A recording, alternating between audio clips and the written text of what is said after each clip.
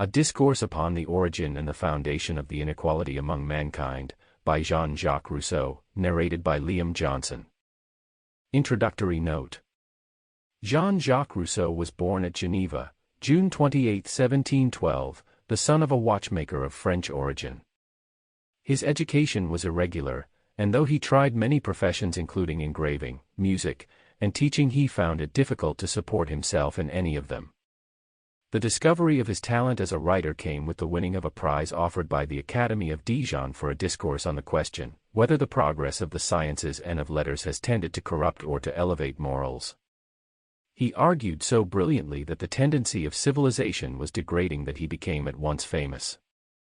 The discourse here printed on the causes of inequality among men was written in a similar competition. He now concentrated his powers upon literature, producing two novels, La Nouvelle Heloise, the forerunner and parent of endless sentimental and picturesque fictions, and Émile, OUL Education, a work which has had enormous influence on the theory and practice of pedagogy down to our own time, and in which the Savoyard vicar appears, who is used as the mouthpiece for Rousseau's own religious ideas. Le Contrat Social, 1762, elaborated the doctrine of the discourse on inequality.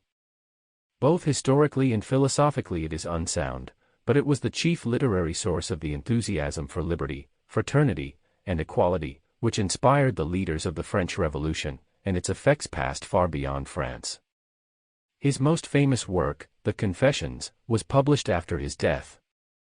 This book is a mine of information as to his life, but it is far from trustworthy, and the picture it gives of the author's personality and conduct, though painted in such a way as to make it absorbingly interesting, is often unpleasing in the highest degree.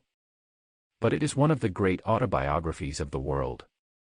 During Rousseau's later years he was the victim of the delusion of persecution, and although he was protected by a succession of good friends, he came to distrust and quarrel with each in turn.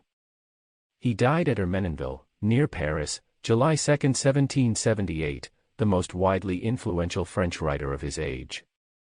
The Savoyard vicar and his Profession of Faith are introduced into Émile not, according to the author, because he wishes to exhibit his principles as those which should be taught, but to give an example of the way in which religious matters should be discussed with the young. Nevertheless, it is universally recognized that these opinions are Rousseau's own, and represent in short form his characteristic attitude toward religious belief. The vicar himself is believed to combine the traits of two Savoyard priests whom Rousseau knew in his youth. The more important was the Abbé Game, whom he had known at Turin, the other, the Abbé Gadier, who had taught him at Annecy. Question proposed by the Academy of... Sample complete. Ready to continue?